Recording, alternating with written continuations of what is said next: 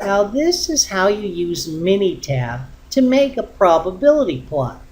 So you fire up Minitab and you put your data in the columns.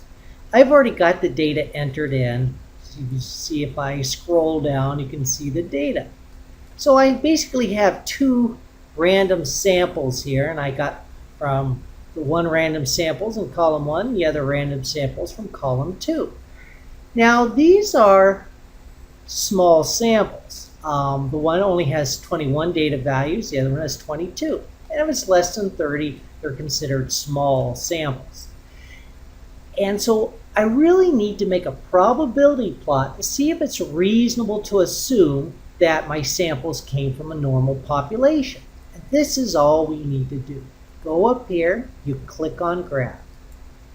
Go down the list and you'll see probability plot. So click on that. Make sure single is highlighted, click OK. For right here, you just need to tell it which column you want to do. Well, let's start with column 1. So I double click on it and then just click OK. And that's all there is to it. And you've got your probability plot. Pretty fast and easy, wasn't it? And as we can see, all these points are within these boundary lines. So we can say it is reasonable to assume the data came from a normal population. Now watch out for this pitfall. Do not say there are no outliers. You need to remember, probability plot is for determining normality, not outliers. What do we use to determine outliers? Box plots. So let me just do a box plot while I'm at it. Box plot.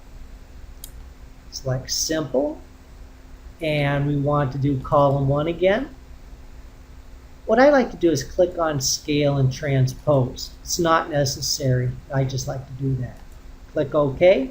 Look at that. It does have an outlier.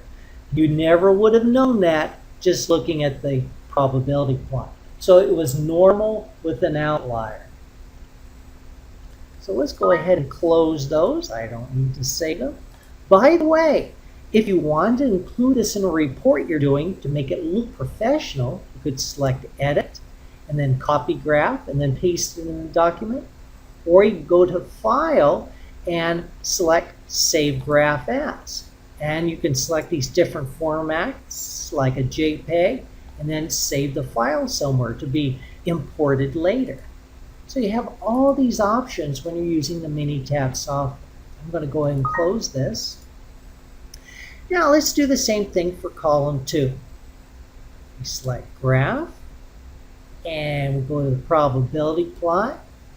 Make sure single is highlighted, and we double click C2 for column 2, and then click OK. And there you have it, your probability plot. Quick, fast, and easy. We can see there's points outside the boundaries. So our conclusion is it is not reasonable to believe that this data came from a normal population. Well, that's all there is to it.